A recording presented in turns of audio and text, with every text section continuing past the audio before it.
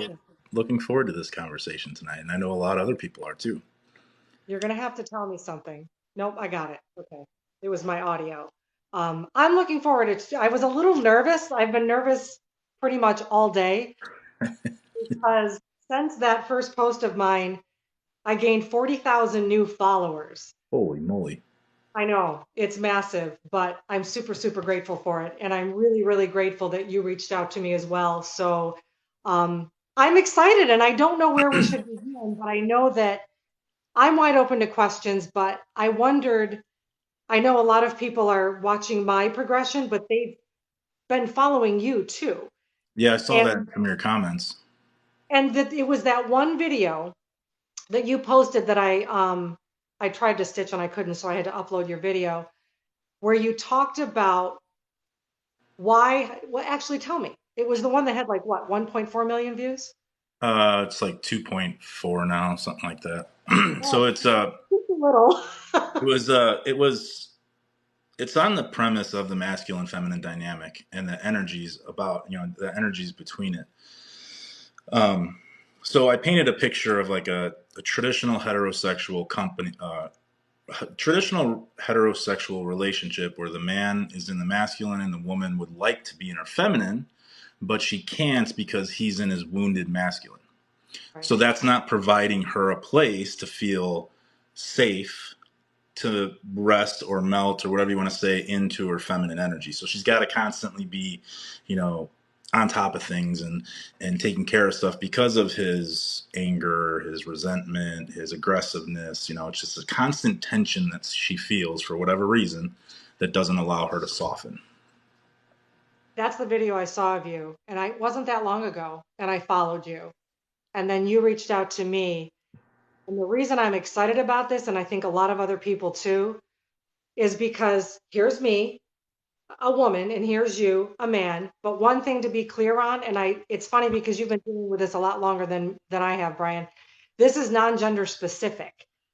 And I have been diving into so much homework just not to only understand the wounded feminine and the wounded masculine, but also that it was never, ever gender specific. Correct. So let's preface it with this. Anything we talk about tonight, there's no wrong or right. Correct. The only reason we're talking about it is to bring awareness to hopefully an energy that you're not aware of that'll help you understand yourself a little more. It's there's no gender, it's not gender specific, although it could be if you choose it to be in your unique relationship or for your unique self, but there's nothing specific. There's no right or wrong to any of this. Correct. And I feel the same way. And I think a lot of people misunderstand, and I know we'll be talking about it. It's not assigned to a gender either. Sometimes the masculine is, I use it kind of like an energy ball glowing, will be stronger at one point and then lower, and the feminine will be stronger at one point and lower, but you're never without. So Correct. while my masculine is stronger and I want to ignite my feminine more, the way I have been verbalizing it the past few days is that my masculine was wounded. Hmm. It's really, really, as is my feminine. I think it's unusual to hear a woman say, my masculine energy has been wounded, and therefore I've been responding with anger, defensive, with blame, all of the things that fall into that lane, but I never knew it. And I Right. was reaching out and I was blaming, like victim blaming, all the things that fall into that category. And at the same time, my feminine was compromised and was shrinking and shrinking and shrinking. And as far as I was concerned, to be strong, I had to stay in that angry masculine. So, for everybody in here, can you explain where that started with you? Where does the wounded feminine, as far back as you can remember, where does it start at for you? I mean, sorry, the wounded masculine. Where does it start for you? If you're I willing to share it, I mean, Yeah, don't I'm share it. happy to share it, but I don't. I think the feminine was wounded first, the masculine emerged, and then that became toxic. So to answer your question, when I was a child, and I remember this when I was 40, I was sexually assaulted. I was sexually abused several times by the same person, but I didn't remember it. And so I think as I grew, I became very sensitive to rejection. And then I grew more, and then I became involved in relationships. And if I felt the man in the relationship didn't step up, then I took control. And it seemed perfectly normal. And it's not abnormal, but it Right. seemed perfectly normal. The problem became I was enraged because of what happened when I was little, still not remembering it, very defensive, and now I'm growing into a young woman. Now I'm growing into a middle-aged woman. I didn't get married until I was 38. I was only married once, but I did have long-term relationships. And those relationships, first I had the narcissist, Mm. and I was the empath. That whole story. Still didn't know what was going on. So that was the relationship there, and that would be my daughter's father, where I became the masculine energy that was supposed to be strong and protective, became very wounded and became ego driven. Hmm. And that ego driven masculine energy started to become toxic. And then my feminine, so super wounded, would say dissolved away. And then finally, when I got married, and I married a very, very lovely man. So a lot of people will be like, why aren't you still married? He had a very loud feminine energy. I had the masculine, and that's where I became toxic because I became controlling, aggressive. When he couldn't give me what I needed, I became resentful, angry, enraged. I kicked a toaster oven up the stairs. You're supposed to kick things down the stairs. Um, so in that anger, everything was his fault. The marriage failed because of him. At least that's what I believed Sure. and what I would tell people. I don't I don't believe that today. I realize obviously it was me. I was so stuck in my masculine and it was toxic. My feminine was completely wounded and as far as I was concerned, gone. And his feminine, so for him it was the flip. It was the exact opposite. So here we are today. Right. So you explain what that looks like for you. Where did the switch flip for you to make that change, or where did you have what caused the self awareness for you to realize, hey, this is my problem. This, what I'm in control of is my problem, and why the change? Two things. The first happened probably in August or September. I had a health scare and I had an issue with my vehicle. Those two things humbled me. The health scare lasted about 3 months. There was questions that weren't answered. I thought I was going to die for God's sakes. It was a cancer scare. And that humbled me because I thought, if this is it, I need to get my shit together. And I just became much softer and much kinder. So I didn't realize then what was happening, right? Also, a vehicle I had purchased, there was a whole thing with that. And where I used to get very angry, I noticed I wasn't. Okay, I get the clean bill of health, I buy a new vehicle, off we go. Right. Then this sounds ridiculous, but it's not. There is someone in my circle that I started to have a crush on. And I did a couple of videos on that. And what happened was, and this is exactly how it went down, and it's bizarre because it will go down in ways you don't expect. He walked into a space I was already in, and hi, Teddy. And immediately I did what I always do, and I started to become one of the guys. I was like, hey, what's up? Hey, and he's telling a story. I'm like, fuck yeah. I'm getting very trying to be one of the guys, really. And I, I don't know. He just stood there looking at me with his cup of coffee, and I thought, holy shit. And I was embarrassed. I felt my face getting warm. I went back into my office and I reflected on that, and I realized I've always done that. Especially when I'm with a group of men, I become one of them instead of embracing the feminine me who wants to come out. And I want to make that point, Brian, because she wants to come out. I'm not forcing her. Right. She's been knocking and knocking and knocking. But it was that moment when I saw this human who I really like, and I'm just being a total dipshit. Is really the only way I can put it. And I did the first video where I was like, I can't do this anymore. And there was no anger there. I was mad at No. myself. But it was just a really reflective moment where I saw how I act and how I am I didn't want to be that anymore. Well, it's funny you said that because my girlfriend sent me your two videos, the first one you posted and then the first response video to a question. And she said, I think you could really relate to this. Read the comments. And I did. And I was just like, wow, like this is what the world needs. This is where the clarity needs to come from. And it was just so, and I was like, oh yeah, of course. Like I got a friend, I got to message her. I got to try and get her on live. This needs to happen. And, but it's so there's like there's this huge disconnect, right, between men and women in this society that we live in today, and it becomes this narrative where women are hyper independent and men are not needed, and that is the two clashes, and we need to bring that back together. So I'm hoping that this is a start, like this, a friendship between you and I, and things like this will help women and men understand that we're not fighting against each other. There's people out there spreading narratives that they don't benefit us as men and women who really do want to be in healthy relationships. They scare us away is what they do. And a lot of them come from people who have been hurt and are unwilling to address their issues and admit their issues and do the work necessary to center themselves or ground themselves. So, do you want to talk about what the differences are between wounded and healthy I masculine and do. feminine energies, I if you want to do. do? I want to bring up a point before this comment goes away. Shit, let me pull it down. You mentioned it when we were on the phone. GNG5_14. Modern feminism celebrates male absence. Mhm. Uh, and that's something you and I talked about, and I want to come back around to that. Okay. So I don't want to forget that point. But yes, I do. I want to talk about the wounded feminine, the healed feminine, the wounded masculine, the healed masculine. And I want to preface it with one thing, and then I'd like you to step in. Go ahead.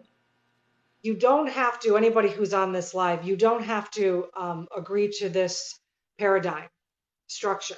Because I know, especially when I started pushing these videos out, this is all something we're familiar with, the feminine energy, the masculine energy. It's really embodying it and understanding it that's important. But if it doesn't resonate with you, that's cool, right? That's fine. It goes as far back as the Mayans. And today, Jolene was digging into Carl Jung and reading up on how he created the archetypes and all of that, and it's quite fascinating. So, just again, for those that are on, we all have masculine energy, we all have feminine energy. One is dominant, one is not. We have wounded, we have healed. Hmm. So we're here today to talk about the wounded parts of us, and when something like what happened with me and what is happening, and it's going to be a journey. I'm not all good now, what that actually means. So, yeah, let's dig into what the wounded feminine is and what the wounded masculine is. Talk So to the me. so the biggest hurdle is the self awareness to say, I want to know. I want to know what's wrong. I want to know why, you know, I am the common denominator in everything that's happened to me. Once you admit that, like that just gets the ball rolling. So I explained it to you on the phone how I like to describe the masculine feminine dynamic is as an energy, but in four quadrants. And these four quadrants just help you understand. You can kind of put yourself in the box or halfway in a box and halfway in another box, or you just kind of start to understand yourself a little bit more. So you have the wounded, or if you want to call it the unhealthy and healthy masculine energies, and you have the healthy and unhealthy feminine energies. And what those look like is, and mind you, this can apply to men and women. We're not applying gender roles to these energies. This is just for you as a man or a woman to say, hey, this is where I'm fitting in my life right now. This is how I feel. This is what I'm experiencing. And this gives me a starting point where I can change if I choose to. So a wounded masculine energy is somebody who's going to be, selfish, controlling, aggressive, um, emotionally unavailable, emotionally immature, um, abusive. They're gonna be possessive, just really overtly controlling of the people around them. Versus what a grounded or healthy version of that looks like is going to be someone who's committed, someone who's self-reliant, someone who is focused and disciplined and has leadership qualities, which a lot of women in today's society do have those things. And that's okay, especially for the women who are out in the workforce, doing what they have to do to, maybe it's single moms, maybe it's two household incomes, whatever it is, it's okay for you to be in that energy when you need to be, getting stuff done when it needs to get done.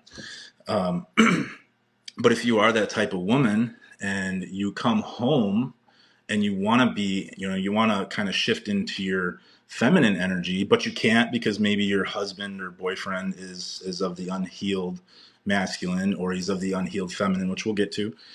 If um, if you want to do that, then that's okay. Like, you just have to have the self-awareness to be able to know, okay, when I get home and I shut the car door and I'm done for work, I'm done doing work, then he'll take over.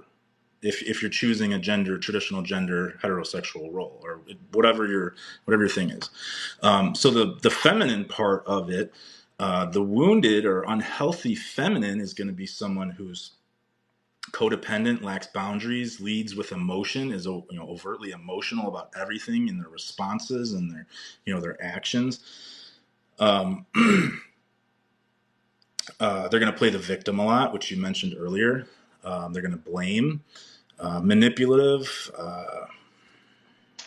someone who needs constant validation. Those are all feminine, wounded feminine qualities, which we do see a lot of men in those behaviors. The nice guy that, we all want men and women to be kind. That's one thing. But nice guys or nice people, they tend to be pretty vindictive and manipulative. And just because they're nice doesn't mean they're good. So you find a lot of nice guys in that wounded feminine energy where they require an enormous amount of attention and validation. They lack boundaries, or they'll push up against your boundaries. They don't, they won't respect, the boundaries you put in place. They have low self-worth, they're insecure. Like, those are traits of a wounded feminine. Whereas when you get into the healthy or grounded feminine energy, it's going to be more nurturing and compassionate and artistic and loving and just, free spirited type of energy, where it's more, and the reason it's always applied to gender is because a lot of women, a lot of mothers fit into that role. They fit that description of the lover, the loving, nurturing, kind person that everybody wants to be around, or they go to when things are bad. But so if you are a healed person, you are going to have different variations of a healthy masculine and a healthy feminine, which I like to describe it as, I have two daughters who are 16 and 18. I have a girlfriend, I have a mother, I have a best friend, and a cousin who's a female. Those types of people I need to be emotionally available and intimate with when they need me to be. I feel most comfortable in my grounded masculine energy. I like to get stuff done. I like to, you know, um, pretty focused, pretty disciplined, and committed to what the task at hand or what I need to get done. But when they come to me with a problem, when they come to me when they're scared, when they come to me with something that's emotionally taxing on them, I need to make sure, as a man, as their father, as their partner, as their, part of my tribe, I need to provide that safe place for them. Does that make me feminine? No, it absolutely doesn't. It just makes me emotionally intimate and Can I available for ask them. you something? Mhm. When did that emerge for you? Has this always been something that you've been a part of? Because you're divorced. I don't know if Mhm. maybe it was through that experience Mhm. that you realized this.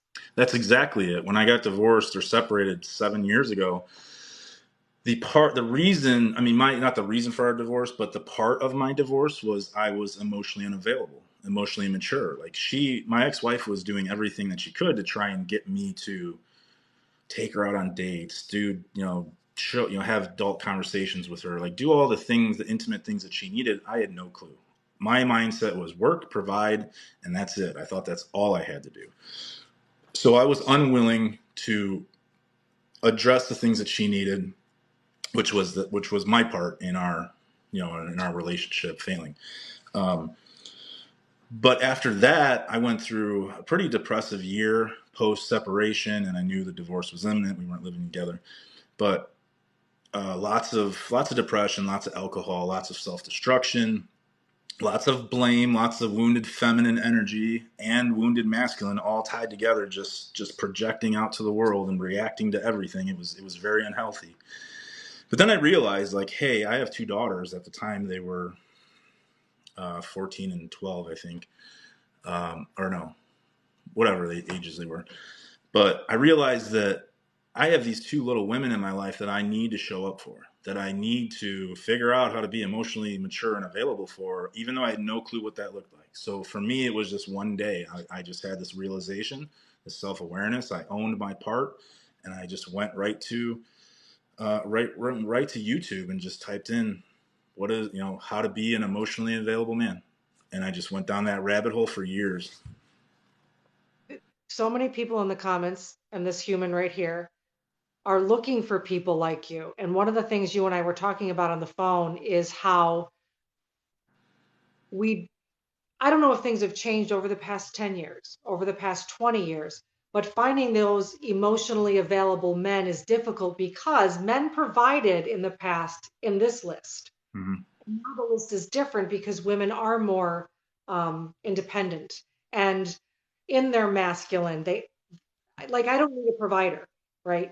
I can provide, but I'm learning if I were to bring another man into my life, I have to concede at some point because he needs to rise in that masculine to Mm-hmm. some degree. Would you agree with that? And maybe Yeah. that's where some of this is lost. Yeah, there needs to be polarity. Whatever that polarity looks like. Like if you were honestly comfortable in your masculine energy and that's where you felt safe and that's where you wanted to be as a woman, then maybe a feminine man would work for you. It's the polarity, it's the difference, it's the balance between the two. But traditionally, and most often than not, you see the masculine man, or you want to at least see the masculine man doing his healthy masculine things, and the woman doing her healthy feminine things, and that's the polarity, and whatever the uniqueness is to you. But what we're talking about here is figuring out what you are first, what your equation, what your I'm trying to think of the word I'm looking for, Dominant energy. what your combination of the two are, so you know yourself, so you know what to look for if you're if you're dating or if you're looking for that. um, to touch on the subject of you know of women today versus men today, or versus masculine men, there's a very troubling narrative going around about women wanting vulnerability in their man, right? Everybody says it, you think that's what you want, but the truth of the matter is, and you can feel free to disagree, this is just my perspective on it. Vulnerability is a weakness. The synonym for it is weakness. You look it up. It's the definition. The definition of vulnerability is opening yourself up to emotional and physical harm, exposing yourself.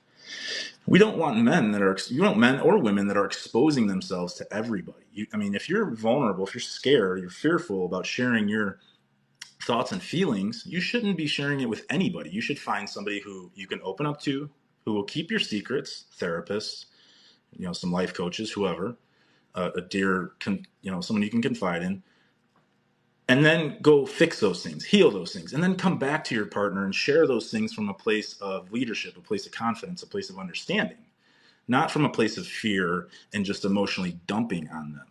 But what women do crave and what men do crave is the emotional connection. So emotional intimacy from a man is imperative for him to stay connected to his partner. So what we're missing is, men are scared to be vulnerable because the narrative is don't be vulnerable, and that's okay. But nobody's teaching them how to be emotionally intimate, how to stay connected, how to open up to their partner, and lead that conversation and love. As a masculine man, what we give our partner is the gift of emotional intimacy. We're not giving that to anybody else in the world, not even to our kids half the time. This is a special connection that we have with her, or she has with us, that makes relationships worthwhile, because this is my safe place. This is the person that I can go to. This is the person that I can talk to. This is a person that understands me, that I trust, who isn't going to attack me or use the things I say against me. That is the true definition of connection. And that's what men and women do crave. They say men don't, but we do. So here's a question, your life doula 444. How do you be emotionally intimate without being vulnerable?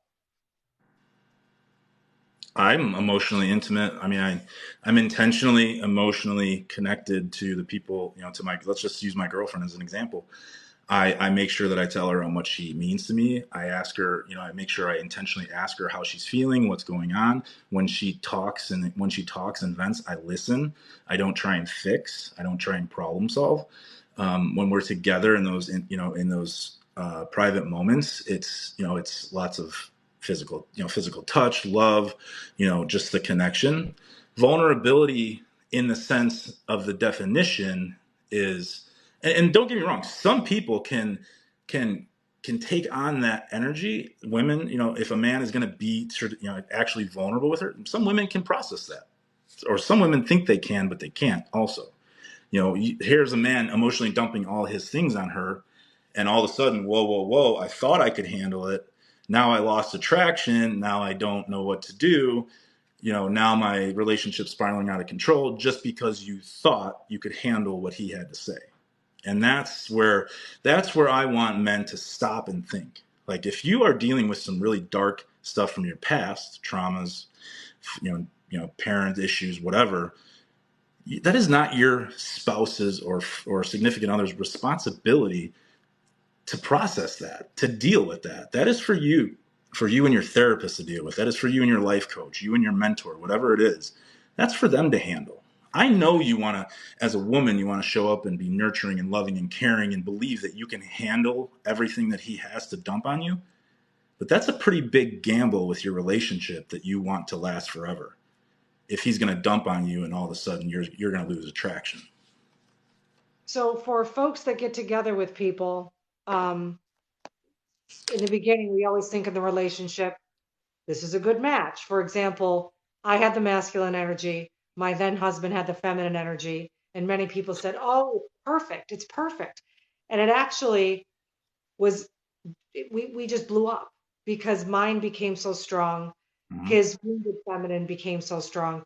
What can we do in the beginning of the relationship? What kind of conversations can we have to become aware of who we really are? Because I think a lot of times we wear masks unless we're really in touch with ourselves and we're aware. I don't think you should be getting in relationships at all if you're not aware of who you are, first and foremost. But do you That, think people realize that they're not aware of who they are or who they aren't? I think it takes enough hurt, enough broken hearts, enough blame, and just, weeks and months on end without eating because your heart's broken, that you finally realize, like, something's wrong here. And if you're not going to listen to your peers or your family or anybody else, if you're going to be stubborn and just do what you want to do, then you're going to continue this pattern of brokenness. You're going to continue to not feel fulfilled, connected, or loved by your partner because of your problems. So healing those first and foremost before you get in, and I'm talking about the really dark, deep stuff, the traumas from childhood or past relationships. Like, those things have to get healed. They absolutely do. It doesn't mean you can't be in a relationship with someone who's healthy and healed and understands, but those dark things, the abuse, the trauma, the childhood abandonments, those things need to be done on your own with your own private therapist or whatever. And you're Um, talking deep conversations because I'm going to have to assume, at least with a partner, they're aware. They're sure. aware you struggle. Yeah, I mean, my partner now knows everything about me, but I'm telling her because I've worked through all of it, and I'm very comfortable in having those intimate conversations with her. There's no vulnerability, or very rarely is there vulnerability involved, because I'm confident in who I am. I know where I come from. I know the things that happened to me. I've been healing it for the last 6 years, and I know I love myself enough to be able to share these things, and I know that at some point it could be too much, or it could be accepted. If it's too much and she can't handle it, I'm okay with that. It's when you're scared and fearful to share, and you're just throwing it out there, hoping that it sticks and hoping that everything works out. That's too big of a gamble to share, to take on, when you find someone who who you genuinely like and love and care about, and you want to spend the rest of your life with them or a long period of time. To be gambling your relationship on that is very irresponsible in my eyes. So we stay. We stay because a lot of people will say, I'm struggling to get out of my relationship. We talked about this on the phone. Hmm. It's not always easy. It's easy for me over here to say, "Hey Bob, hey Jane, you're unhappy, you're not feeling what's happening here, leave." But it's easier, I think, for some people to leave relationships than it is for others. And I guess what I want to talk about is when you're in it, and I have a different opinion of marriage than I did when I was in it. And I'm probably going to upset people, but we're here as having an open conversation. Hopefully, we can all be mature about it. I was married, and I don't believe in it anymore. I believe in healthy relationships, but I don't believe in bonding forever. But maybe that's part of my healing. I don't know. But to my question, when we're in these relationships where there is pain and hurt and ego and struggle and wounding, and we know it's not going to work, how do we have conversations with these men or these women or these people we're with to say, we're wounded, we need to fix it? One wants to, the other doesn't. Because a lot of people I think are trapped in that. I can see it in Well, the and that, yeah, and that's your, I mean, those are your own insecurities that you're unwilling to set boundaries for, and you're unwilling to have the discipline to adhere to those boundaries and, follow through with your, the repercussions of that. So, that is unhealedness. That is unhealedness at its finest right there. You're not willing to set a boundary. Okay, this is how I should be treated. This is how I expect to be treated. There's a difference between unconditional love for someone and unconditional tolerance. You can unconditionally love someone for exactly who they are. They may not be perfect. They may be perfect for you, or they have their quirks and their drawbacks, but you unconditionally love them.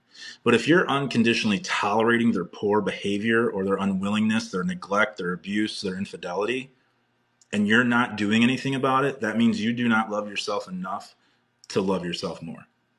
hard truth. Simple as that. That's the hard Um, truth. I have a question. Where'd it go? Don't need marriage. You can have commit without paperwork. I agree with that. So to touch on that, we touched on that the other night when we were talking. I don't necessarily believe in the contract of marriage either, the government contract of it, but that may be a little bit different now that my kids are almost grown and gone, and I don't have to worry about, the woman that I'm dating now is completely self sufficient. She is that masculine woman, the grounded masculine woman who she gets stuff done, and I love it. And honestly, if you're a man and you are intimidated by, grounded masculine women, you're missing out because they take care of stuff. They get stuff done, and they take a lot off your plate. They don't require, a lot of validation or a lot of attention. I mean, they will help you pick stuff up and move it around and do projects, and I mean, it's pretty amazing, honestly. But I do believe in, I mean, being a Christian man or just being spiritual. I believe in the sanctity of that type of marriage under the eyes of God or whatever your deity is or whatever your spiritual connection is. I believe in that type of marriage. Or what we talked about is changing the contractual marriage certificate to an every 5 year renewal, right? Because then you have some incentive to work on your relationship. You're just not stuck, oh, hey, our marriage certificate's coming up in a year. We better figure this out, or we have your outs. So yeah, that's how I feel about it. Um, how how do we change the narrative to get other people out there to realize this so they can make the shifts and changes they need to be healed and then get involved in a healthy relationship? I'm Because sorry. I just feel like there's just a lot of unhealthy relationships out there. I don't think I understand your question though. What was the question? So a lot of people involved in relationships, and we're seeing it in the comments, we're seeing it in your videos, we're seeing it in the comments of my videos. There's a lot of hurt and Mhm. wounded masculine, wounded feminine. And you and I were talking about how we're seeing more and more of, and I'm not trying to point the finger here. I'm a heterosexual woman, so I have relationships with men. So from my perspective, I am not seeing men around me that are healed and are compatible with me as a result. And one of the things you and I talked about on the phone was that it seems a lot of people have lost, and maybe I'm swimming for words here, they've lost balance with their energies and therefore can't rise to the occasion to meet their own energy. Does that make sense? Yeah. There's a lot of broken people in this world.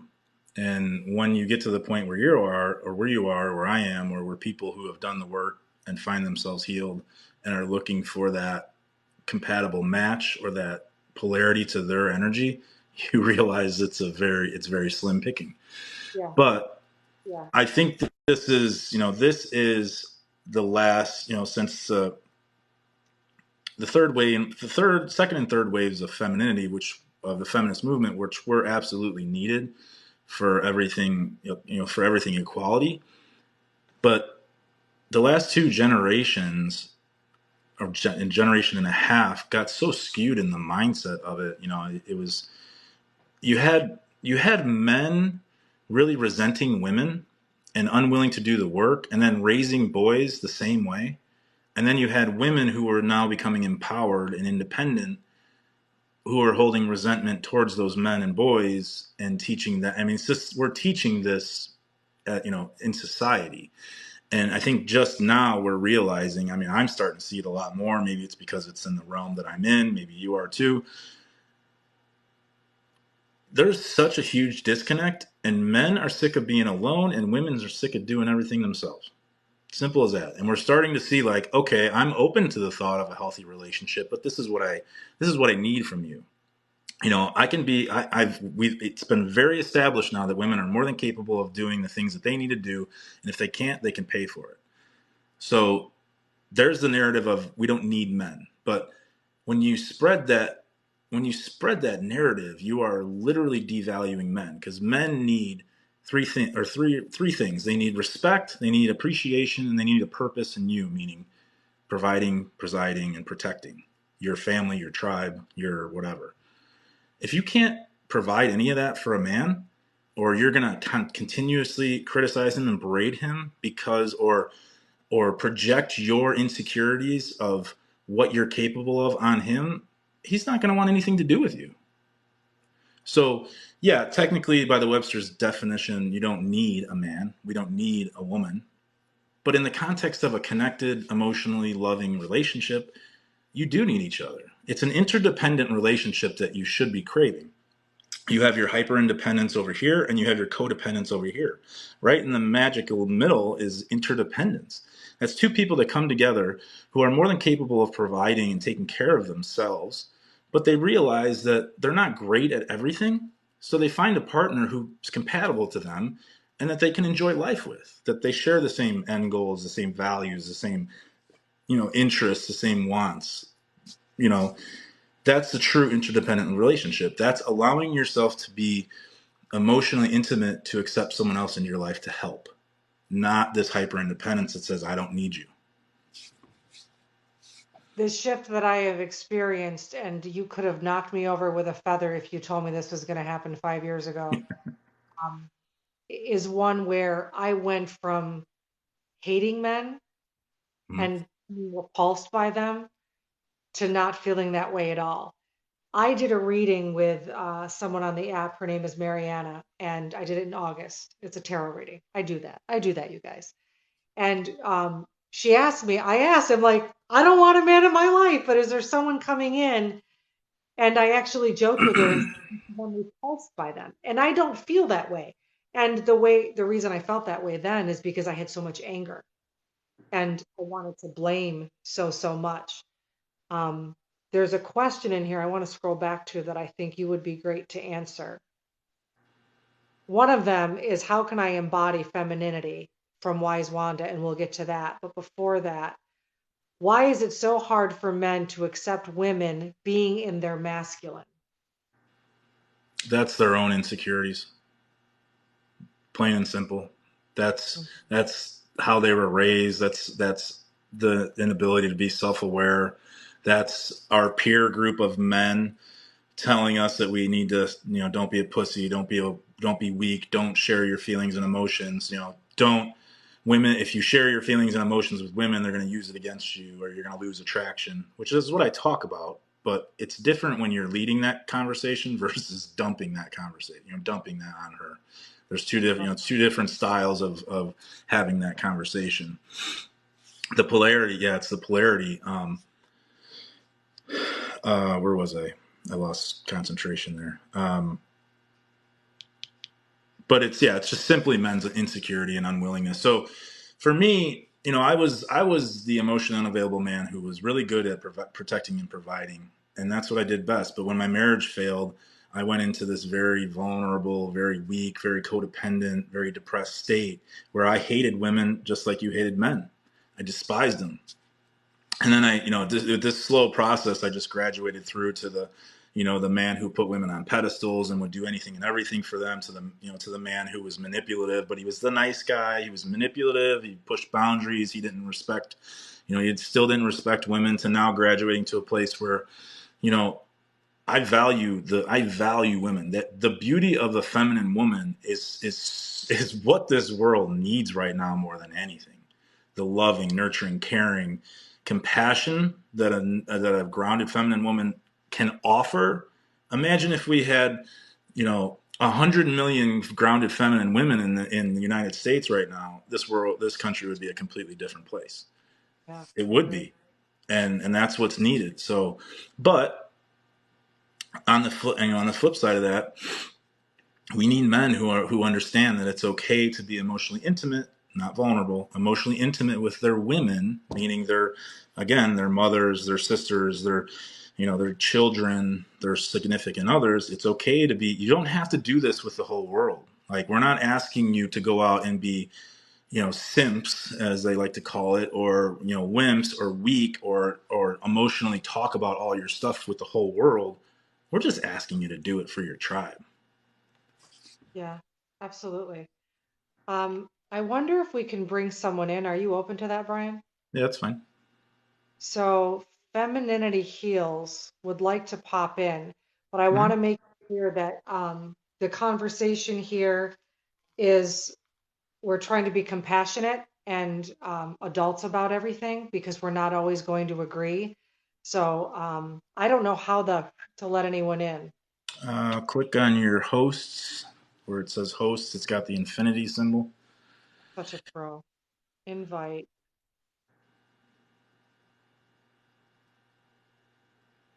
I Oh, think she love. would have to go live though. Okay. She would have to go. Yeah, That see, there's two of my closest friends don't agree with me either about the vulnerable and about there's vulnerability being a weak or not. Yeah, vulnerability being a weakness. I mean, I don't agree with everyone, but these are two of my good friends. We don't agree, but we talk through it, and that's fine. There's nothing wrong with that. We don't need to fight and scream about it. no, and I think there's a lot of things to learn because it's still a lot of confusion with people with the feminine energy and the masculine energy only belonging into a male and a female. And a lot of the Mhm. questions that are coming up here, and I have it too, is every day when I wake up, I wonder, I know within like one of the questions is, how do I get more into my feminine? For me, I think it's been wanting to come out more. And there is no right or wrong way. There's no one way. There's no, here's 5 things you can do. I mean, I've certainly jazzed myself up a little more just because it makes me feel softer. For Mhm. me, I want to be softer. I don't want to be, I don't want to be angry. I also want to be more sensual because Mhm. I've always been a leader. I've always been the alpha. I don't want to be. And it's not because, I mean, I'm tired because I've been trying to hold up the world, Yeah, but it's I'm exhausting. yeah, I'm not so exhausted that I don't want to. It's like I've been broken open. So to answer the question in the comments, and I'm sure more people can speak to it in their own way because everybody's journey is different. I feel like I have no choice right now. I feel like I've been broken open from incident, one incident happening where someone was in front of me and I realized I wasn't who I was anymore. What I used to do when I was in my masculine, how I used to act, how I used to respond no longer serves me. It Mhm. did. It doesn't anymore. And all I want, it's like this compassion I've been pushing down, this compassion for other people is now just exploding out of me. Right. And I don't want to be hard. So for me, personally, I feel like I have no choice, if that makes sense. And then once I made the decision, I'm going to explore this. That was my decision. I can't get enough of listening to people, of following people, of sharing their message, of exploring it. But it's also because one of the feminine energies is intuition. Hmm. I feel like that's really, really something that I have tapped into most especially these past few weeks. And intuitively, this is just what I want to do. And I want to let go. And that's finally what I want to say is I feel like when someone says, "What do I do?" It's easy for me to say, "Well, just let go." But I've been on the other end of that comment being like, "Okay, but how?" I think this is just a process that is intuitive. And the reason I'm super excited about me stepping into this is because women, many people, but women mostly in droves have said, "Me too, I want this as well."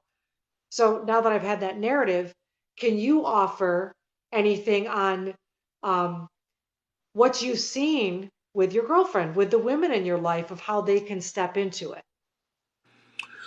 It takes time, and it takes intentionality, and it takes a willingness to be patient as a man. Like I said, with my girlfriend now, she was it took a while for her walls to come down and her to soften per se. She's not soft by any means, but just to feel comfortable, I guess. But it just takes patience on a man's part, and if he's unwilling to be patient, well, I think that says a lot about these are things that will help you identify who's good and who's not, or who's ready and who's not early on in relationships.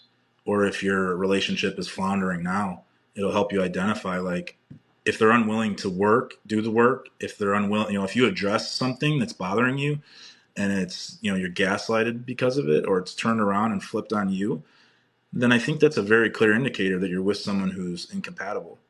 We're all human. We're all going to make mistakes, right? Nobody's ever going to be healed. There's no finish line. There's no magic ending to this where there's just this never land where everything's peaceful. You're always going to have something you could work on, something you could better for the rest of your life. So don't let anybody tell you there's some magical finish line. Right. But being able to show up intentionally and purposefully for your partner, it I mean, it is everything.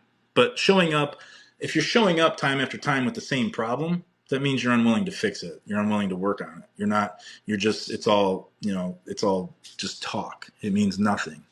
Actionable change behavior when something is brought up is a good thing, because you have to have some grace for people, especially in relationships, and especially in relationships that have hurtful past. Like, those things are going to happen. Things are going to be triggered. Things are going to come up. Thoughts and feelings and emotions are going to be triggered. And if you're with a partner who's understanding and who knows that you want to show up for them, that's a great indicator. Is how they show up for you. What's their intentional behavior with you? So yeah, with her, it just took time. That's all. And it's never ending. It's not like you automatically reach this place where she softens, or he becomes emotionally intimate. That, I mean, it happens. It has to. It's a continuum. You have to keep showing up. You have to keep being intentional. You have to keep you know wanting to be there, evolve and grow. And I think people, once you become complacent, is when everything starts to fall apart. I like to say complacency is the devil's playground, because that's when he can get in and just start mixing stuff up and start, creating resentment and insecurities and hatred towards your partner or with each other. And that's where the cracks, the chinks in the armor start to break. And that's when the relationships, and then on top of that, nobody has the want to do the work or the self-awareness to know that they're part of the problem. And it eventually evaporates. So relationships are a lot of work, but they're not difficult. You just have to want to be there, and you have to want to reciprocate effort and intention. I'm not in a relationship, and I'm having this desire to change, and I'm not doing this for a man. I'm doing it for myself, and I know there's a lot of misinformation out there. So me doing my homework, because I'm a big geek, um, we talked about the wounded feminine and the healed feminine, and I shared a post today from Kelly Armitage. I think that's how you say her last name. But it's this list where she talks about the wounded feminine and then the healed feminine. And to some of the people in the comments, and we've talked about this, there's just, the wounded feminine will blame others, where the healed feminine takes accountability. Mhm. I blamed my ex-husband. Today, I take accountability for my actions. The wounded is often in addiction or has coping mechanisms, according to her list, and the healed has healed addiction. I've been sober 7.5 years. You've been sober 3. Um, the wounded feminine, this is me again, is too much masculine, which I equate to the toxic Mhm. masculine. And the healed is embodied feminine. So we're not Mhm. talking about hell, the nails and the hair and the makeup. It's the energy. And I think a lot of people get confused again. And again, a big one, the wounded feminine is about everyone else's needs. And we hear a lot of this when it comes to taking care of children and managing a household. I had a girlfriend who used to say, I'm everyone's manager. I manage my husband's life, I manage my children's life, but they don't manage their own and they don't put their needs first. And that's another big issue. And then we're worried about judgment, right? So the wounded feminine is worried about judgment, where the healed is not moved by external judgment. Mhm. And rounding this list off, because I think this is super powerful, especially when you're like me and all of a sudden you're emerging into this. You've been in this for a while, where you're really working on it, and you are incredible and so articulate. And I'm so grateful that you were willing to do this. Thank you. Wounded feminine is the people pleasers. This was my ex-husband, and it's moving into pleasing the self and Yep. compromise. Weak boundaries, and this is important when we talk about soft. The wounded feminine has weak boundaries. The healed feminine is assertive. So Yep. one of the things that keeps coming up is, well, if I step into my feminine, then I release my boundaries. No, you don't. That's actually a great strength when you can rise in your feminine energy and create those boundaries. They say a lot of times when you become more feminine, you're saying yes to things. But that doesn't mean you say yes to things that you don't want to bring in when you know they're going to be toxic or harmful to you. And then finally, the wounded has the victim mindset, blaming others. Hi, that was me. And then now the healed is the warrior mindset, which is accountability. So I just wanted to share that again. And if you can speak to any of it, or there's anything that well, can you speak to the masculine wounded and the healed? I mean, I have this list, but I don't know if Well, you can speak to one this thing as I a. do, we'll get, let's come back to that. But one thing I do want to touch on is the energy part of it, because that's what you spoke of. Um, this applies to any gender, any sexuality, any race, any religion, any ethnicity. This applies across the board. I've spoken with a few LGBTQ, specifically lesbian couples, who the more masculine, the more, if you want to call it manly, if that's what you want to do, the person in the lesbian relationship, the tagline for them is mask wife. They're not a man, but they share those masculine qualities. So when you immediately hear masculine, feminine, and you immediately apply gender specific roles, that is you placating to a narrative that you don't want to know about. You're immediately assigning a heterosexual gender role to a dynamic that's more complicated than that. It's more unique and personal. There's no right or wrong way to do this, but you do owe it to yourself to know about it, so you can identify who you are as a person, and then you can authentically embrace who you are, man or woman. There's nothing wrong with either or. Um, so even in the transgender community, if you want to talk about it, it can apply to anything. It doesn't matter. If you and your partner are traditional, and you choose to have that traditional, conservative, heterosexual, masculine, feminine relationship, that's fine, because that is your personal choice. That is your personal dynamic. If the woman wants to be the stay-at-home wife, cook, clean, and care for a household, that's what she wants to do. There's nothing wrong with that. If the man just wants to go to work and bring home the pay and protect and provide, there's nothing wrong with that. Who are you to say that that's bad? If it doesn't fit your narrative for your life, so be it. I want to bring in, geez, I can't, it's not letting me actually bring in who I would like to bring in because, Maybe I can. Who's the name? so she is at femininity underscore heal.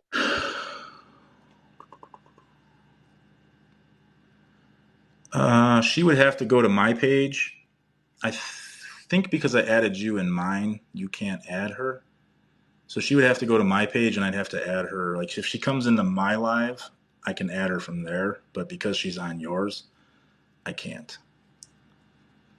If that makes sense.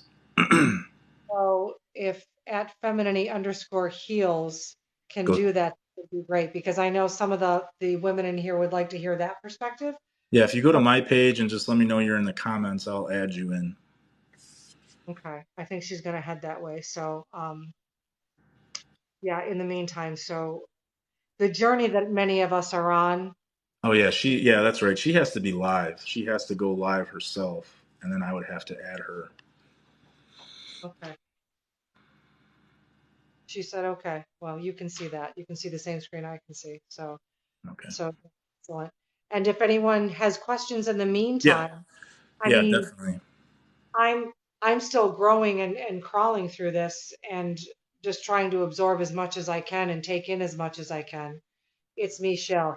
I don't think he's talking too much. I think he's educating us. And I'm open to that. I I'm think look, talking too much. yeah, it's fine. Uh, We're gonna do our best just to be kind here. I Brian and I talked on the phone before we went on this live because it was important to me that we stayed as neutral as we can with the information and understand that not everyone's going to agree. Melinda says, I'm from Brian's side. This is also hard, especially with long-term relationships when we are ever changing. It is.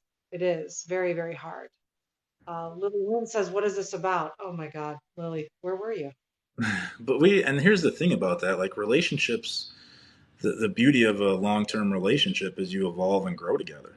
They're not, I mean, we've seen it, I'm sure a lot of us are divorced when relationships and marriages become complacent and stagnant and nobody's willing to, evolve or change or grow together. They eventually fall apart. Mhm. That's part of it. Yes, we are ever changing as men and women, as a society, but it's our responsibility to choose to keep showing up for our partner each day. I mean, one of the things that I like to call it being of service. You should be of service for your partner without expectation of it in return. If she or he is doing the same thing, then that's a beautiful enmeshment. I mean, that's a beautiful thing. With the woman that I'm with now, my number one goal for her was to just be of service to her. Check in with her every day. How can I help? What can I do for you? How can I make your life easier? But in return, and I did that without expectation because then there's no resentment, created.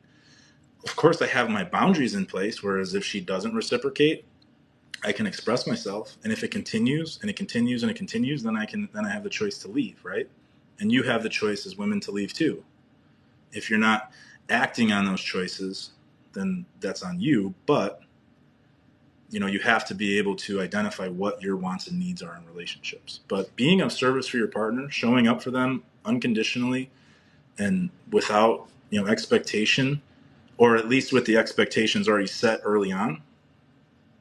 I mean, that's a beautiful thing. And then you get in relationships that are one-sided because one person wants to, and that's what a lot of people are saying. They want to grow and heal and they want to emerge, and the other partner doesn't, and they just get stuck in this dynamic. Yep.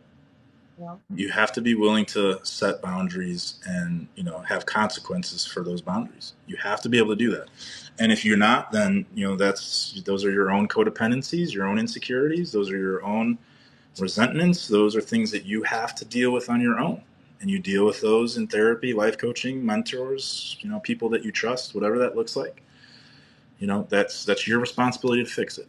And then you can come back and you can, implement those boundaries again and say, this is where I draw the line. Either you step up or I have to leave. Otherwise you live a life that's unfulfilling, unloving, and you live a life of resentment and misery. And who wants to That's do that? where I was. That's exactly where I was. I think leaving for me personally was the right choice and the best choice. It's not something where I would ever go back. He has a path that he has to take to grow and change. I have a path that I'm on right now to grow and change. I don't think I could have done it in the relationship. And I'm finding that's happening with a lot of people. I'm trying to watch the comments when I'm Yeah, me too. is that they want to do it and then the other person doesn't and they don't know what to do. And I hate to say, because I'm never going to tell someone walk out, but for me, that's what I had to do. And we went to 3 different marriage counselors. We went to spiritual workshops. We read books together and nothing ever changed. And I did blame, but I was just as much to blame because I was still bruised and wounded. So I was busy lashing out, being Hmm. angry, and he retreated further. Hmm. So I don't know. I don't know if there's any people here that are in my position where I'm not married. I'm completely alone. So maybe it's easier for me because there's no one here to bounce it, to bump up against me with the work that I'm doing. It's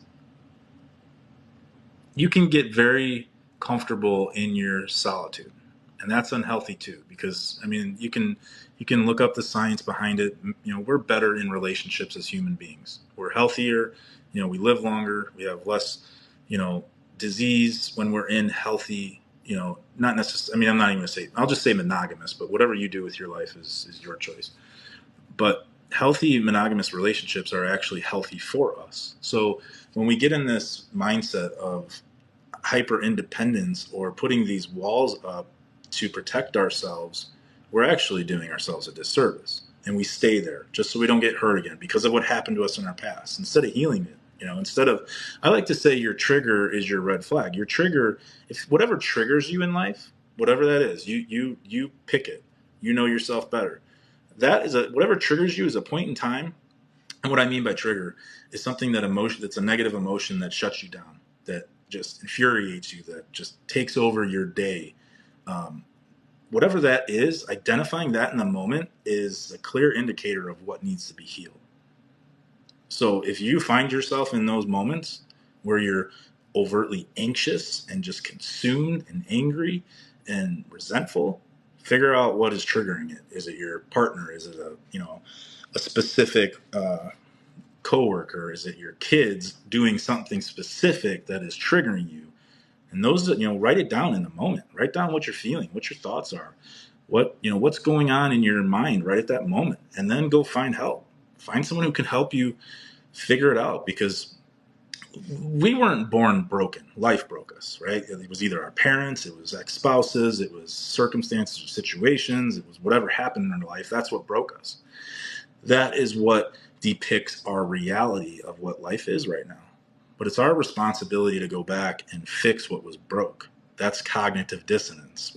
You can't just fix it by yourself because you don't even know how to do it. I mean, you can do all the research in the world. Maybe you're lucky enough to do it through YouTube or psychologytoday.com or just talking to a trusted friend.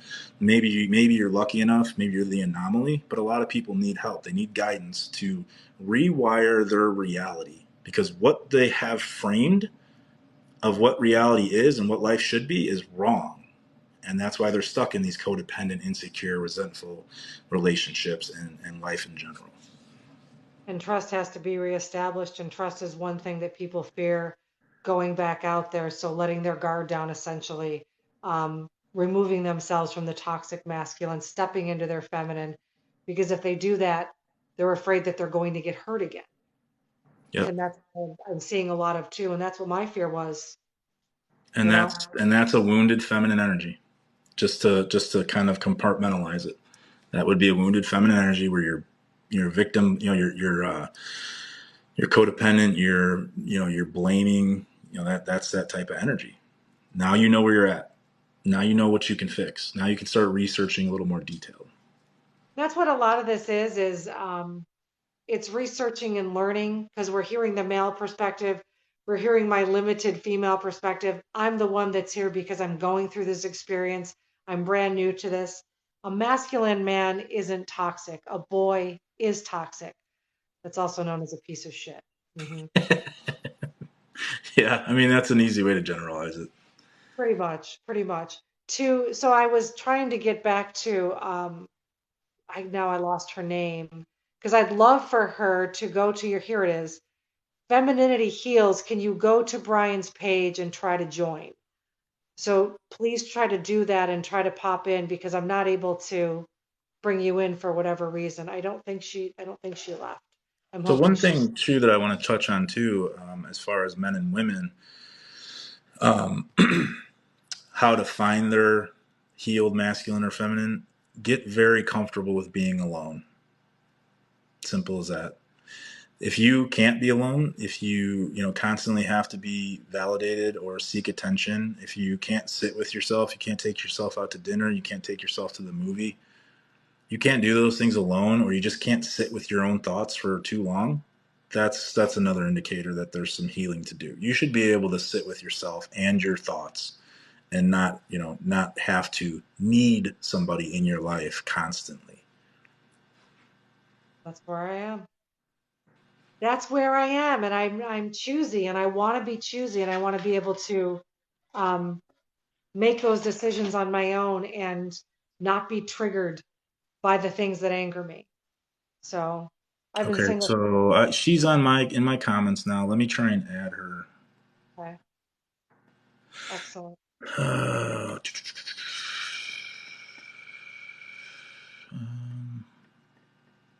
Stayed in a 27-year relationship for my daughter. She's 17, furious for doing so. So you're on your own now. I loved being married, but I also loved being alone. I enjoy being alone. I wouldn't mind a human. I wouldn't mind finding a human because I think I'm open to receiving that now. that But doesn't change though. When you're in a healthy relationship, I mean, yeah, I can't add her. I don't know why either. So when you're in a healthy relationship, that doesn't go away. That's actually a healthy part of a healthy relationship is having your alone time, having your solitude to do the things that you want to do. You know, yes, you should spend time together, but you can't be up each other's asses all the time. You can't constantly be in contact all day long because then you're gonna have nothing to talk about. You need that Sharon, separation. I want to pause you. Sharon Morris says, wait, isn't that masculine energy independent? Independence is just for masculine energy. Yeah. Independence is, so Sharon, tell me more. What's the question you're trying to get out there? Being So your alone, dependencies are different than masculinity and femininity. Your dependencies will dictate where you're at now. So if you're a woman and you're in your hyper independence, you're screaming at the top of your lungs, I don't need a man. You have your walls up. You won't let any man help you with anything. You're still hurting from a past relationship from a man or a father or someone that did something to you, and you refuse to let any man get close to you. That's your hyper independent wounded energy.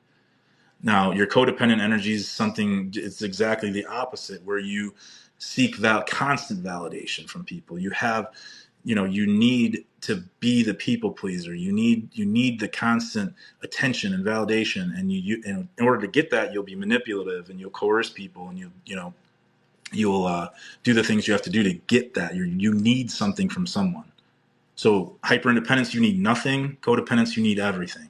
Right in the middle is your interdependence. That's where you're healed. That's where you can take care of yourself. That's where you understand that you're healthy. You're comfortable being alone, but you don't want to be alone. You want to have the connection with another human being. You want to do life with someone else. You want to enjoy the differences and the polarity and the balance between two people, whatever your sexuality you choose to be, whatever that is. That's the differences. 56 and divorced after 24 years, no regrets, independent, and have always been breadwinner. Masculine? I I'm don't sorry. know. I was reading a comment. What was your question? That's what I was reading was Sharon's comment. She said, I'm 56, divorced after 24 years, no regrets. I have the same no regrets. Independent and have always been breadwinner. Masculine. She's asking, does that make me masculine? Sure. I I mean, mean, if you're I mean, in the context of the four quadrants that we're using that we're using as self awareness, yeah, it would make you a grounded masculine energy. There's nothing wrong with that. Right. Absolutely nothing. As long as that's where you want to be there. Do you, but own it. I mean, own it. Own who you are. That's all we're saying here. Get really And comfortable with knowing who you are. yeah, and I think there's confusion. Like if you're, like you were saying, if you're the primary breadwinner, is that a masculine energy? To me, it's only damaging and doesn't fit you or own who you are if it's hurting other people. So if it's toxic and it's hurting other people. So when your masculine energy or when your feminine energy is off and people are being hurt and you're hurting yourself, that's when you have to stop and go, wait, something's wrong here. Mm-hmm. So if you're taking care of the house and you're mowing the lawn and you're doing all of these cultural things that we've put in boxes, so culturally women did this, culturally men did that. We assigned these specific tasks to people. I think we still get caught. That doesn't define you or make you think, oh, you have too much masculine energy. That's not good. Like Brian was saying, that is not it at all. It's when whatever dominant energy in you is causing pain to you or to others that there needs to be a shift. Yep. Whether it's shifting that masculine to a healthy, or with me, it's realizing I want to come home, as I've been saying, I want to come home to my feminine energy Mm-hmm. and explore that more. And so this is Yeah. kind of moving away Yeah. from the relationship piece. I want to be softer. I don't want to be pissed off at the world. Mm-hmm. I'm still going to possess masculine energy, but I'm talking about my reaction to people, the way I respond to people, the way I interact with people. That has to shift. That's where my masculine tends to come out. It's right out of my mouth, how I respond. I have been saying lately, I want to Morgan Freeman this shit. Morgan Freeman to me knows exactly how to handle people. And instead of responding to people with anger or being defensive, it's more enjoyable to me to know that that doesn't pain me anymore because I've let it go. And instead, I'm going to Morgan Freeman that shit. I'm just going to give the look and nod and let them do them. That's all you Because, can do. Yeah, you have yeah, no control over anybody else but you and how you react to what people do and say and, how they treat you. That your reaction is what you have control over, but you have no control over what they're doing. no, no control over how people respond or react. And it really is invigorating to not give a shit. Like, I really don't give a shit about how people will respond to me now. I don't know. I'm telling you, I broke open and something just escaped me. I mean, I'm always going to care a little bit. We're human. Um, but I think the miracle is when you make the decision to make the shift, whatever that looks like. And the way I've explained it, and I said this to you, I had it in a post. It's almost like sobriety. When I decided to go sober, there were things I had to release. In this decision now, with me deciding to educate myself more and embrace more of my feminine, it's one day at a time. It's a decision I'm making. And it's something I feel in my heart and soul that I genuinely want to do. And it's contagious. Mm-hmm. Like when these floodgates opened for me, it opened for 40,000 other people where they were like, wait, I want to do this too. And it's not because they're jumping on a ship because they want to be more feminine. It's because they're wounded either in their current feminine or in their masculine. And Mm-hmm. so it's being willing to make that decision. This is how we do it. You asked how we do it. This is how we do it. You and I having these conversations, you and I putting the information out there, you and I sharing our journeys of where we were, where we're at, and people can tangibly see the difference of what we are versus who we used to be. And that's a beautiful thing like that. And you're slow. I mean, I'm slow. I've been doing this for 2 years. I'm slowly seeing the gap. You just added 40,000 people, probably mostly women, who want to know how they could heal this hyper independent self that they have, how they can find a partner. And that's the people that are in here now, or the people that are going to see this on YouTube, or the people who are going to, come across it in our, future posts. This is us bridging the gap right now. Yeah. And I can't express this enough. Being in a healthy relationship is the I mean, a connected, healthy relationship is the most beautiful thing I've ever experienced. It is the most safe I've felt, the most loved, the most appreciated, the most needed, if you want to call it that. I mean, it's just a beautiful thing. And it's so worth the effort. All of the 6, 7 years of all the work and all of the lifelong things that happen, I wouldn't trade it for the world to not be able to experience this feeling with whoever. I don't want a partner. I want to heal my feminine. Okie dokie. I also okie dokie that. I Yeah. guess I'm masculine. I have no idea how to be feminine. I love this convo. Sharon, look at me. I'm always doing this. Um, it, it's just a journey, and it's like I know how to be feminine. I know how to whisper sweet nothings and do all those things that people talk about. What I want to really learn how to embody is the power, is the energy, and not in a way that's going to hurt anybody else or take away where I want to go. It's not a weakness. Like stepping into your feminine is not a weakness at all. And so many people think that is. It's not abandoning my masculine. That's absolutely not going to happen. If anything, it's going to cure the healed parts. There's more power in my feminine than there is in the power I thought I had in my masculine. Because when I was in my masculine, and I said this earlier, it was very ego driven, it was very judgmental. Um, I was a manipulator. I had to be in control. My way was the only way. And if I wasn't seen or heard, I became more wounded and then I became more aggressive. So my trauma was around not being seen and not being heard. And you asked me that earlier, and I wasn't able to define it like that. I wasn't seen and I wasn't heard. So as a wee one, I was sexually abused. And then I grow, and then I'm in these relationships and I'm not being seen and I'm not being heard. So here's an intimate, personal thing. I had a moment where when I was married, um, I walked into the bedroom door with some really cute garments on for my husband to see. And he looked at me and he goes, "Oh, you look nice." And then he went back to his book. And I was like, See, this is where the emotional intimacy comes in for men. Like and, that's that point in time where he needed to show up and be intentional and love on you. and he didn't know how. Yeah. And I blamed and blamed and blamed him for years, but he's not ever going to know how. I can't teach him. He has to decide. And in those moments, and they happened over and over again, I made the decision to become angry because I thought if I got mad at him and I was unkind, that he would shift. And instead, what happened is he went deeper into his wounded feminine, and I went higher into my wounded masculine. So, Grew apart. yeah, we grew apart, and I'm just being fully transparent because that's why we're here. And I know I want people to understand because if I'm transparent, you'll see I'm not the only one. Like I'm seeing it come up in these comments. I'm not the only one that has struggled and suffered with this. And you can throw labels on anything. I'm very comfortable learning about these energies and learning how to balance my own. And when we say balance, friends, it's not 50-50. It's not 60-40. Sometimes it's 70-30. And then something occurs in your life and the energy shift.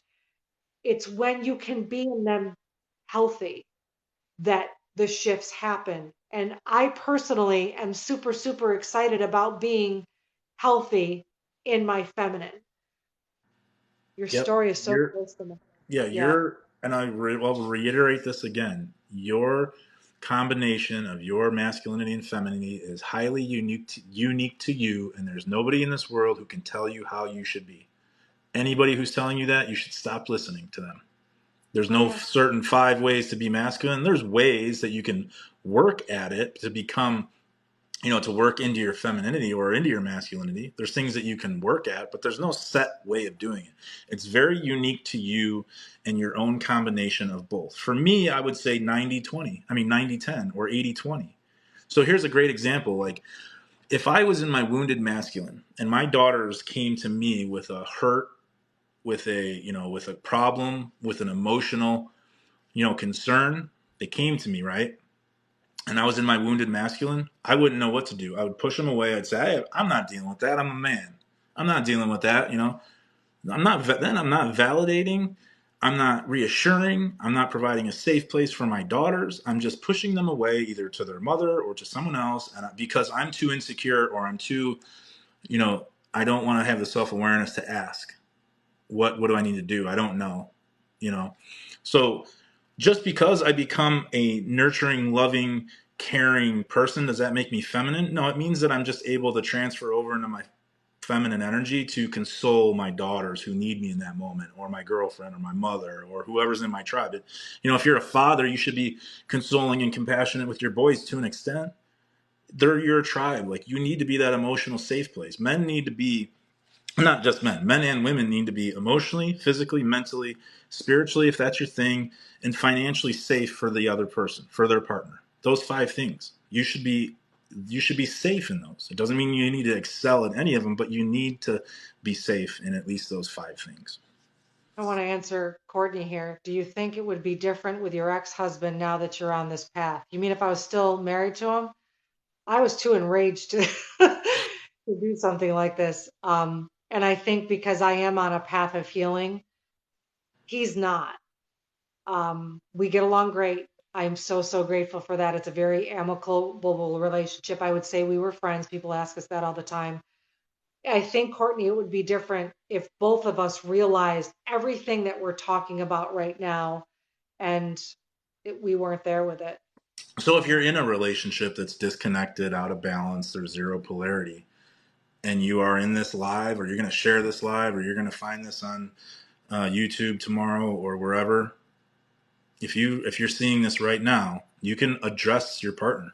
Say, hey, this is what I found. What do you think? If they're open to Right. understanding it, that is an amazing, amazing sign. If you show it to them and they say, oh, F that, I don't want anything to do with that garbage, then you need to start on a path of healing Yeah. yourself, and you need to learn to set boundaries and decide what you're going to do with the rest of your life. And it's okay. So here's what I want to reiterate too. You could have a man who is emotionally unavailable or immature or not willing to go to that place. You can have him, but that could be 5% of him. 95% of him could be an amazing, amazing man. You're never going to have perfect. You're never going to find somebody who fits every single thing, who checks every single box. And also, if he does or she does, as life goes on, it's going to evolve and change. But if they're willing to do the work for you, if they're willing to show up with intention for you, that's a great sign.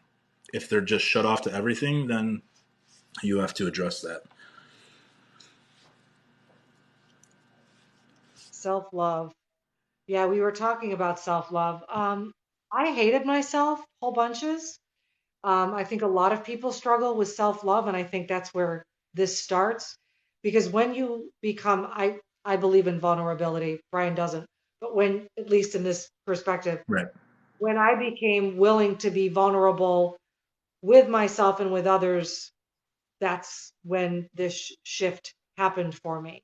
And I'm open to it, and I welcome it, and I welcome anybody who wants to teach me something. I think intuitively, and I mentioned this earlier, intuitively you know what to do. Intuitively we all know what to do. Like, intuition is a feminine energy, but I believe everyone possesses it. And intuitively I just know that I have to go through this with grace, and I can't believe how excited I am. And you know why I'm excited? Because I'm putting things down. I'm putting things down. Like I mentioned earlier, I was carrying everything up here because I had to do everything and I had to be in control of everything. And now I'm putting everything down. And it goes back to what I said earlier. Where do you begin? You just decide to let go. It's just like when you Mm-hmm. decide to get sober. You just make that decision and then you step into it. And here's the thing, you can't go back. Like I can never pick up a drink, you know? If I go back, and I will stumble and fall, I have to be willing to take the steps to step up because I just want to be better for everybody. And I really want to embrace this for everybody. Right. Desperate to put things down. Do it. I know, right? How do you do it? So I want to address what you mentioned earlier. The only caveat to me not agreeing with vulnerability is from a man's perspective when he is in a mindset and perspective of fear and, or anger.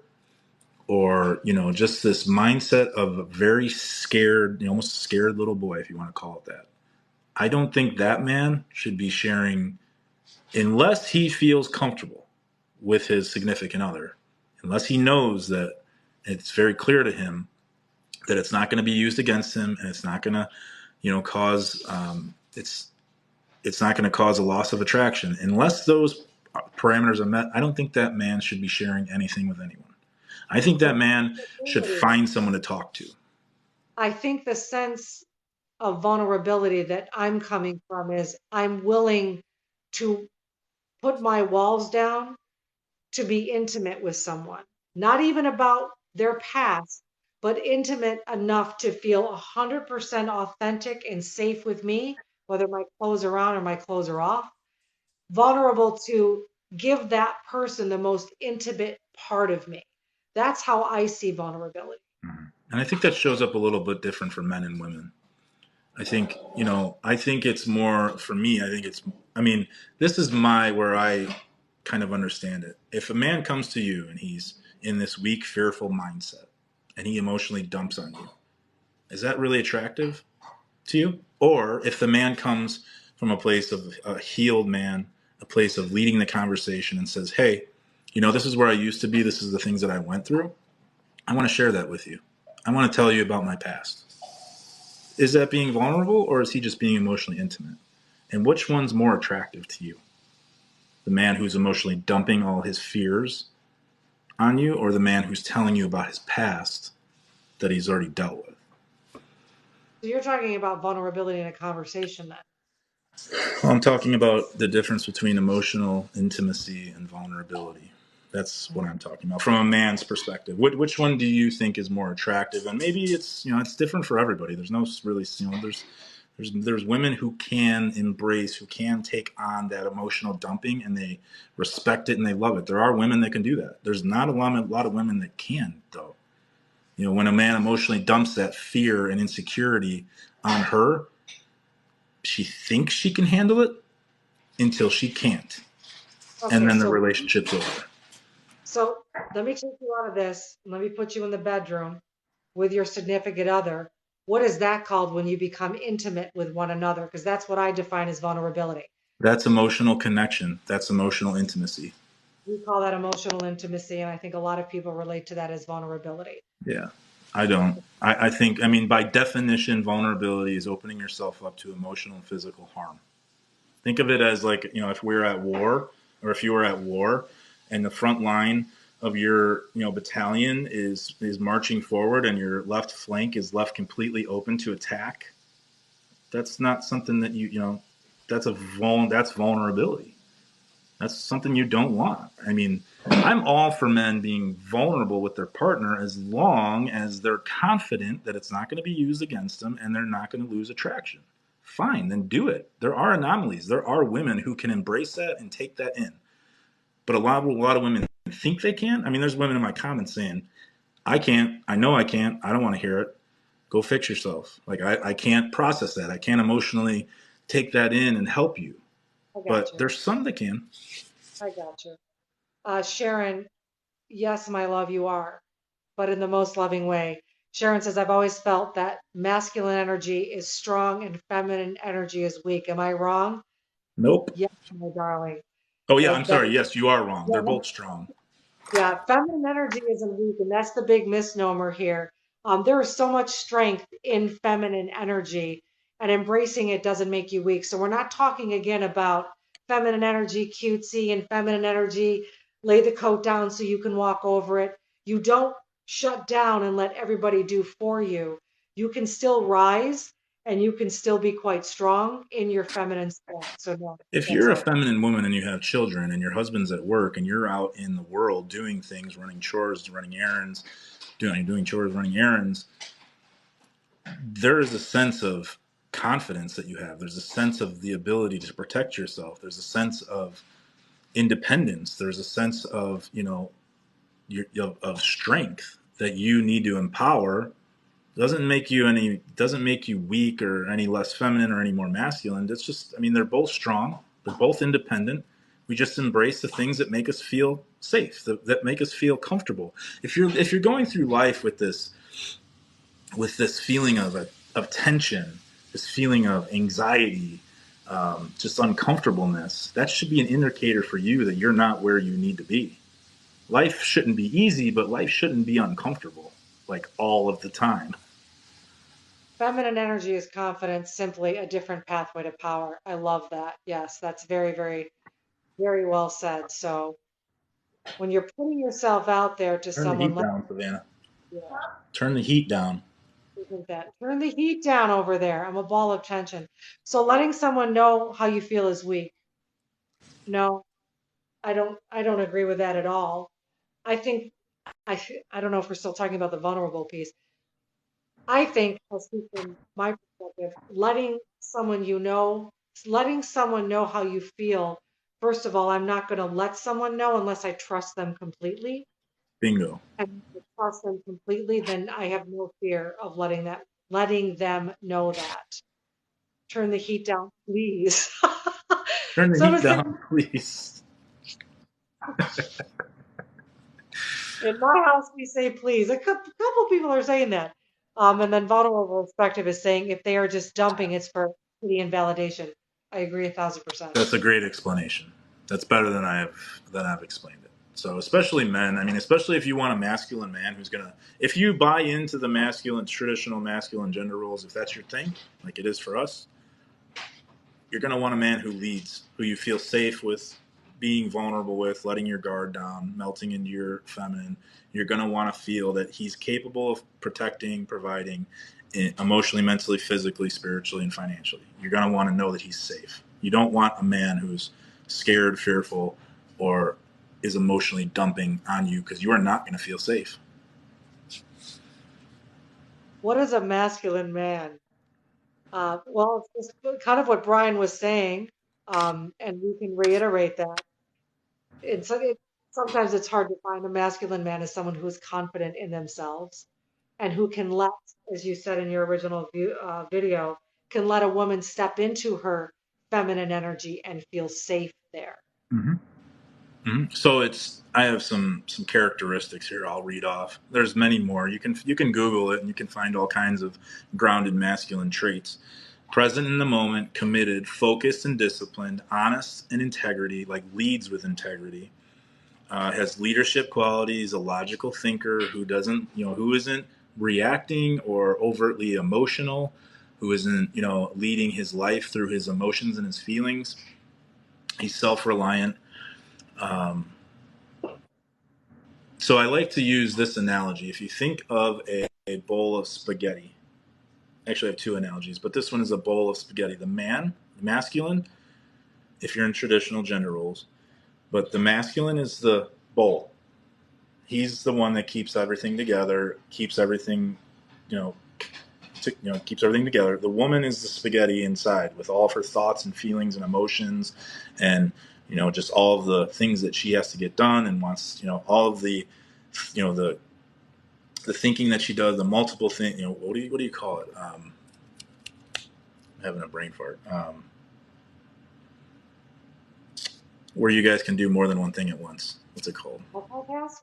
Multitask. So that's the feminine, right? The feminine is the one that is running the tribe, running the household, the CEO. The man is just the bowl that's keeping everything safe and together. That's his role in a traditional gender. Or you could look at it like this. You can think of a riverbed.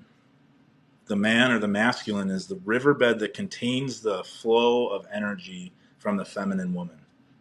It's all over the place. There's so much to it, but the man or the masculine is just the riverbed that contains the water, contains the flow. So I think I'm going to answer this, and then if you have feedback, JMO 2021 CC, how do we open ourselves again to even entertain being feminine with someone? I'm not sure I can. JMO, I know that when I made the decision, it's because I was exhausted, as I've said. And so the fact that I entertain, so being feminine with someone, I think you're looking at it maybe, and correct me if I'm wrong, kind of a gender role. Um, I use the word vulnerability. That's me being willing to be vulnerable with someone and let them be who they are instead of me attempting to control them and control what they say and control their feelings, can control the outcome and control the expectations. The word control just keeps coming up. But you can if you were willing to put things down. And that's what I keep saying is willing to put down the control, put down the outcome, put down the expectations and let it be. Mm-hmm. And remembering, and this is just a stream of consciousness right now. All my life, I've tried to control the outcomes and control the people in my life. And when you put it down, then it's easier to open yourself up and entertain being feminine with someone. I want to know what it's like to be sensual with someone and not control it. I want to know what that's like. And I'm ready to do it. I'm excited to do it. I'm being really vulnerable right now and being open and being transparent with what I want to do. And I still want to lead in my way, in my professional life, and in some relationships. But I don't want to lead like I used to. I want to know what it's like to come home back to my feminine. And then Tiffany says, please explain the healing feminine and putting your needs first, the compromising part mainly. And the only thing I can say to that is I I'm in a space right now, so maybe I can't speak fully to this, where my child is off to college, I'm divorced, I have a cat here and a dog here. So I am in a space where I already feel safe, and so there's no compromising for me. And I just had this realization where I kind of cracked open and I wanted to heal the feminine. So it sounds like to your question, um, you have to compromise because you're with a partner. I'm going to assume that's what the issue is. Compromise is huge, but reciprocal compromise is the catalyst. Intention, everything has to be reciprocal. If you are intentional, if with your partner, if you're showing up for them, if you're making sure that their needs and wants are met, that's being of service for your partner, but that should be reciprocated. One, somebody in my comments had a good analogy of what masculine and feminine is. And if you watch Yellowstone, think of Rip and Beth. Beth is a career masculine type of woman, but when she's with Rip, she softens. I mean, and he's a man's man, right? But when he's with her, he can be emotionally intimate with her. He can have that emotional connection. That's a great analogy. Hard to explain it to my husband without offending him. He's not the same man I married. You got to have the hard conversations. Got to be willing to talk. And even when you talk and you explain yourself, I know what's hard is when they're not receiving that information or taking it in or wanting to do anything about it, then we feel very isolated in this journey and we feel very alone in this journey. And that's where people are stuck and say, I don't know what to do. And really, we have to do, and this is my personal opinion, we have to do what's best for us because whatever is happening around us, when it compromises our spirit and lowers where we are, we can't serve anybody. We can't Nope. serve that marriage or that relationship. We can't serve our children. We can't serve our friends, our loved ones. And that's where I was. I couldn't take good care of my child because I was so angry and in that place. It wasn't being heard, and it wasn't. And it's you have to have the hard conversation. Yep. Yeah, and that's a great point. 6 years ago, I couldn't show up for my daughters. I couldn't show up for the people in my life. I was no good to anyone, even to myself. And at that point in time in my life, I didn't love myself. I didn't care about myself. I blamed and, you know, resented everybody and everything that had happened to me. Now, now I have so much energy to show up for the people who need me to show up for them. They need me to be the safe place for them. And I am obliged to do so. It's my as a man in my world, in my tribe, it is my responsibility to be that place for them and to make sure that they know that when they're in trouble, when they're feeling bad, when they're happy, when they succeed, when they fail, that I'm always going to be that rock, that I'm that place where they can come, good, bad, or indifferent, and it's unconditional. unconditional love and unconditional acceptance for them. So I mentioned expectations, and we have one saying expectations can be too high, lower them to a reasonable degree. And then somebody else said, hang on, why lower expectations? So what I would say about expectations is I personally expected somebody to respond or react or do for me. And it didn't mean that I lowered mine. For me, it's about that compatibility and acceptance of that other person. So when you don't have acceptance of that other person, you keep laying expectations on them and then they won't be met. And that's where the resentment comes in. Yeah, you cannot go into a relationship without knowing what your expectations are for yourself, not for anybody else. What are you going to accept from another person? How are you going to accept people treating you and talking to you and respecting you? What does that look like? If you don't know that, you have no business being in romantic relationships because you're just going to get walked over and taken advantage of and manipulated. That's why, narcissists are so good at doing what they do, because they identify where you lack, what you don't understand, and what you don't love and know about yourself, and they exploit it. When you have those boundaries for yourself first, then you can get into a relationship and you can say, okay, I know me, I know what I want.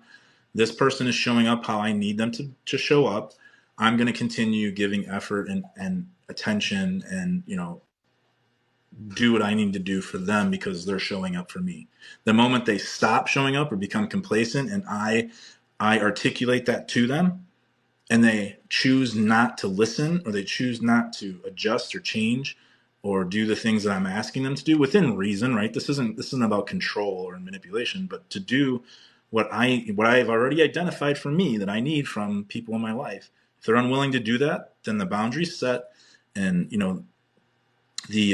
the discipline to adhere to that boundary and walk away if that's the case, or take a break, or pull back, whatever that looks like, you have to be able to do that. There's a lot of fear too, some folks have of walking away or creating Sure, a we live in a life that creates fear, a society that does nothing but instill fear in us. But getting in tune with yourself, which is why, kind of full circle here. This is why we're talking about the four quadrants of the masculine and feminine dynamic, is so you can have the self awareness to get close to you, to understand you, to figure out who you are and get comfortable with you, so you can enjoy the life that God had given you, or the universe created for you, whatever you believe in.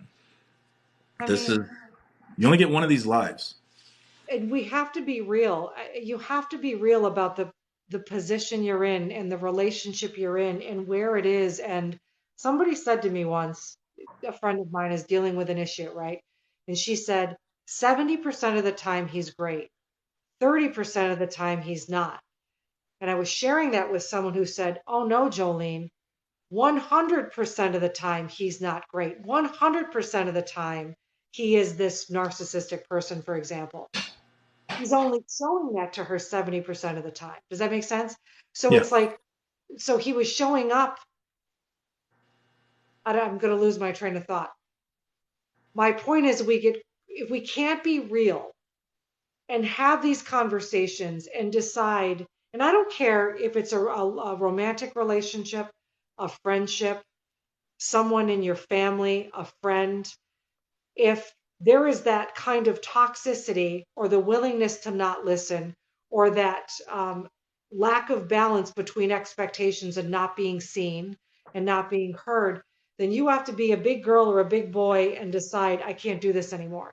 And I'm not putting it out there that you should run and go get the divorce or whatever it is. But if you can't take care of yourself and love yourself, what is all of this for? Yep.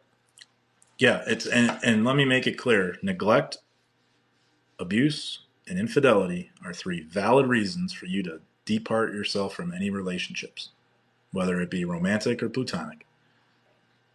Abuse of any kind, neglect of any kind, and infidelity of any kind are all reasons to leave. Some people aren't quality people, but if they are, they shouldn't be expected to be perfect. That's true. True. And I think that goes right back to the expectations. And that's what I sharing. talked about too. Nobody's perfect. We're all going to have our faults and flaws. I'm not. I mean, I'm going to spend the rest of my life. I just this week I identified areas of my life that I can work on. They were, it was part of my life that was, brought to my attention, and it was up to me to validate it or it was up to me to discard it. And I chose to validate about me that I have a flaw that is affecting someone I care about, and it was up to me to choose to work on that flaw, to change it. I could very well say, no, I'm not doing it. I don't care. But because the person means something to me and it affected them, then it's my responsibility to do the work to fix it, to address it, to validate it, to not make them feel like they're crazy, to not gaslight them, to not, uh, blame shift them and make it their problem. But if I really truly do care about them, then I have to do the work to fix it. Simple as that. And if we care about ourselves, we have to do the work to Yeah. do whatever it takes to put ourselves in the position we need to be in. So here's someone that says, it took me years to see it as abuse, finally left, have been working on getting back to me. That was my story.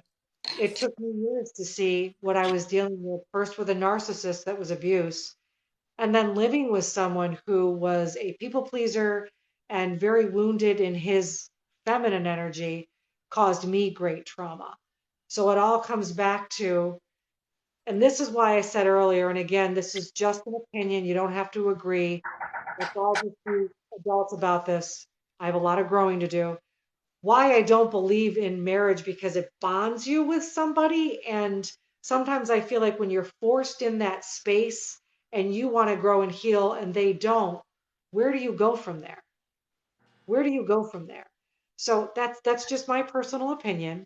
But when that other person is willing to take the leap and have the conversations and do what they need to do, then that narrative can change. So Yeah, absolutely. I mean, I have a list. You want me to rattle off a list of abuses and the different types? So when I talked about those five, like the five areas of where each other should be keeping each other safe, emotionally, mentally, physically, spiritually, and financially, those are also the five abuses. Emotional abuse could be a character assassination, derogatory nicknames, belittling comments, name calling, yelling, insults. Physical abuse, obviously, we know what that is. Forcefully putting your hands on, force feeding, denying food, throwing things. That's all physical. Mental abuse, humiliation, withholding affection, silent treatment, gaslighting, acting like they don't care, stonewalling. Financial abuse, they exploit or overuse credit cards, ruining your credit, expecting you to pay for things that you really don't need, spending, overspending, gambling, opening accounts behind your back. That's all financial abuse. Spiritual abuse, using scripture to control you. One-sided authority mindset, um, demeaning, demeaning your own spirituality or your own religion. Like those are all abuses that you should be able to identify and say, this is happening to me and I don't like it and it should stop. It needs to stop here. But if you can't say that to whoever's doing it, then you need to figure out why you can't say that. Is that because you couldn't speak up when you were a kid to your mom or your dad because you were going to be gaslit, or you're going to be physically or emotionally abused? What happened to you in your life? You have to identify that and go heal it so you can now become stronger and more assertive and do the things you need to do. yeah, so many of us have suffered with that abuse. And I'm actually glad you brought this up because I think a lot of people think physical abuse is the only abuse. When I was married, one of the things that happened to me, and I want to illustrate this because we look at it so black and white, is I had a narcissistic abuser that I had a child with, right? And even though we were co-parenting this child, now I'm married, I have a husband, and over here I have an abuser. And he's still abusing me spiritually, emotionally. He's still manipulating me. He's manipulating my child. I feel pain. I'm hurt. I go and I tell my husband, this goes back to the vulnerability. I tell my husband, this is my abuser and he's hurting me. The next time we're in the same room and in the same element, please don't be kind to him, because what he used to do is be like, hey, buddy, how's it going? And he would try to be friends with him. And what that would do is I was no longer validated. All of a sudden, I was made to feel small, and my pain was not was not being recognized by my husband. He wasn't doing it to be unkind. He thought what he was doing was right. And he would say, well, if I'm good to him and kind to him, maybe he won't abuse you and maybe he won't abuse your daughter. And I'm like, it's not working. You're validating him and discrediting me and my feelings. And I couldn't make him understand that. And I finally said, if he repeatedly punched me in the face, and then we went to the T-ball game, would you say, hey, buddy, to him? And the answer was no. But still, Brian, he couldn't do it. To this day, if we go to a function and we're all in the same room, he feels like he has to be good to him and kind to him. And I'm not saying he has to be mean and ignore him, but when he becomes buddy buddy with him, it devalues my feelings and the trauma I've been Yep. struggling with all of those years. So And that, I share that because it's very, very real. and that's where men need to show up. And not even just men. I mean, women need to show up and protect their men from whatever, whoever females that project or to try and attack their man. Like, I mean, you guys should be showing up, standing up for your man. But in the same vein, like that's where the leadership comes in, and that's where intention comes in. Let me ask you this: like intentionality, validation, two very important things to women, correct? Oh, yeah. I mean, Yeah. And he didn't know how. To be clear, he didn't know how. And this goes back to the original context of the conversation. When we have different traumas, we can't reach or embrace the energy that should fill us and make us the best version of us. And that was his struggle. So he wasn't doing it to be unkind to me, but it enraged me.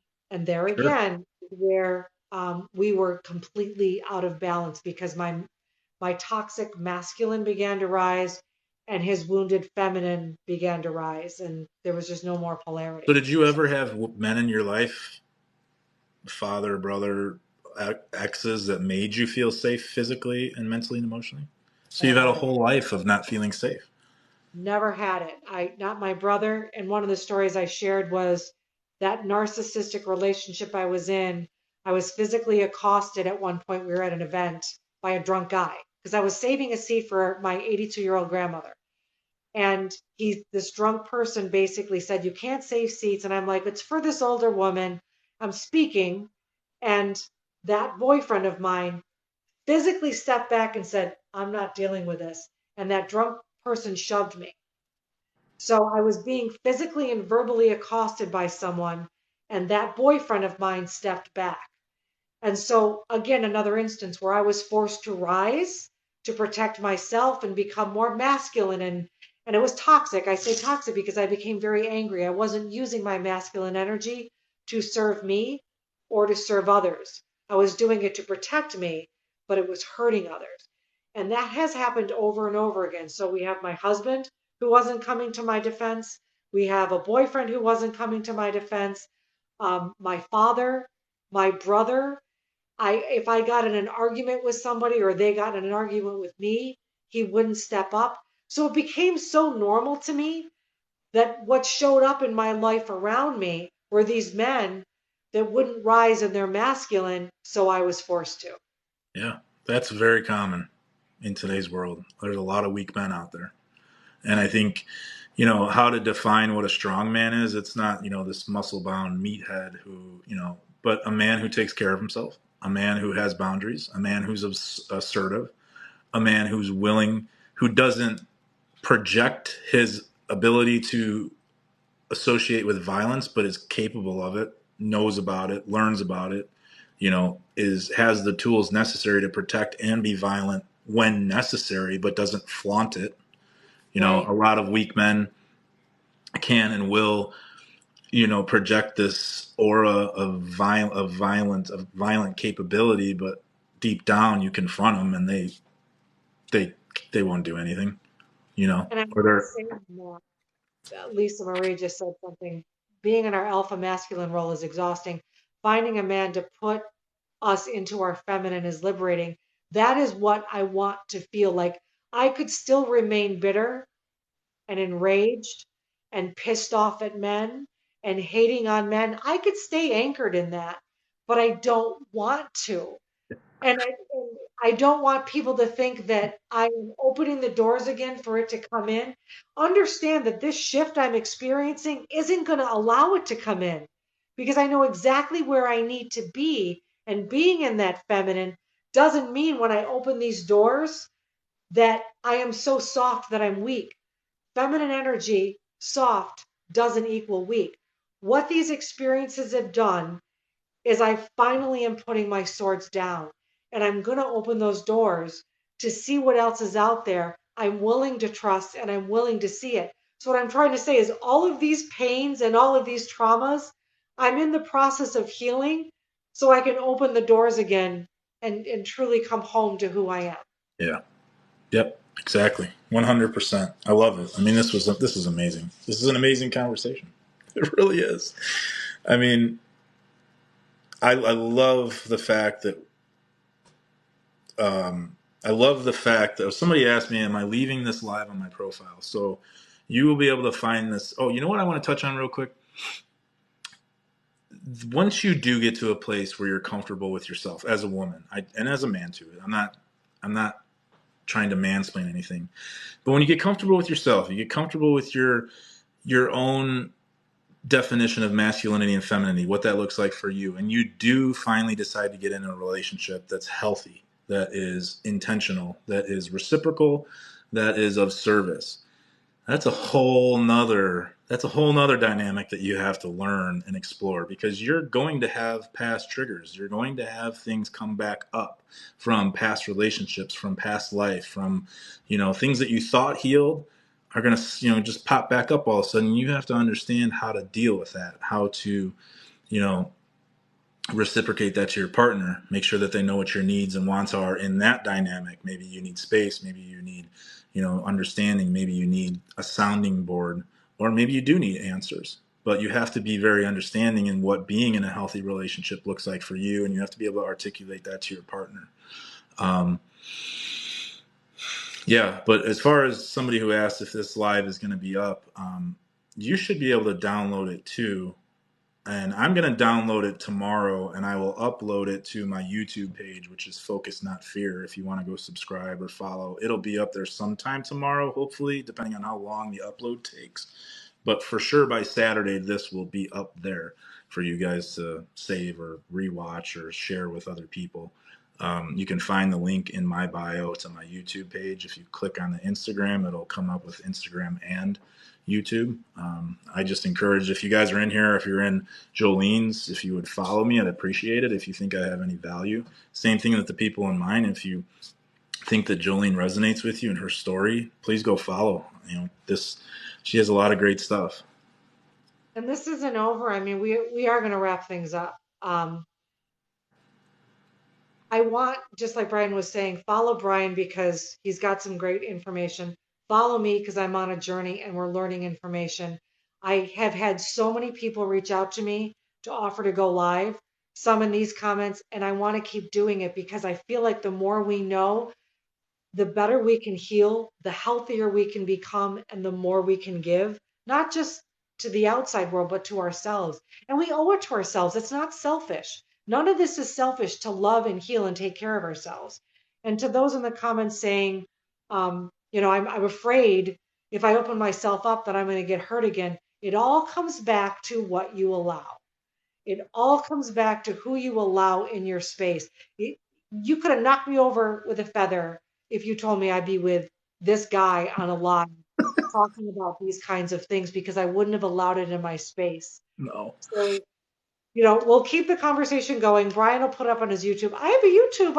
I'm going to put it up. Why not? I don't think I've Yeah. ever, yeah. So, maybe we should wrap it up and say thank Yeah. you. Yeah, And absolutely. We could do it again for sure if we come up with more stuff that we want to talk about. But I mean, you can take this live too once you download it. You can chop it up into little 3-minute skits and things that we spoke about. that's what I'm going to do. All right then. So thank you to everyone Yeah, who's joined us. I And thank appreciate you. everyone. Yeah, definitely. Go follow everybody, whoever. If this really resonates with you, just keep tapping the like screen. And I mean, it was amazing. I knew this was going to be great. I knew that, your energy after we talked on the phone, and just, I knew it was going to come together, and seeing the people in your comments and people on mine that are like, yes, like this is what I've been waiting for. This is what I need. I need to hear this conversation. So Excellent. thank you, Jolene. I appreciate it. Likewise. Thanks so much. Yep. And good Have a night, good night, everyone. everybody. See you again Bye. soon.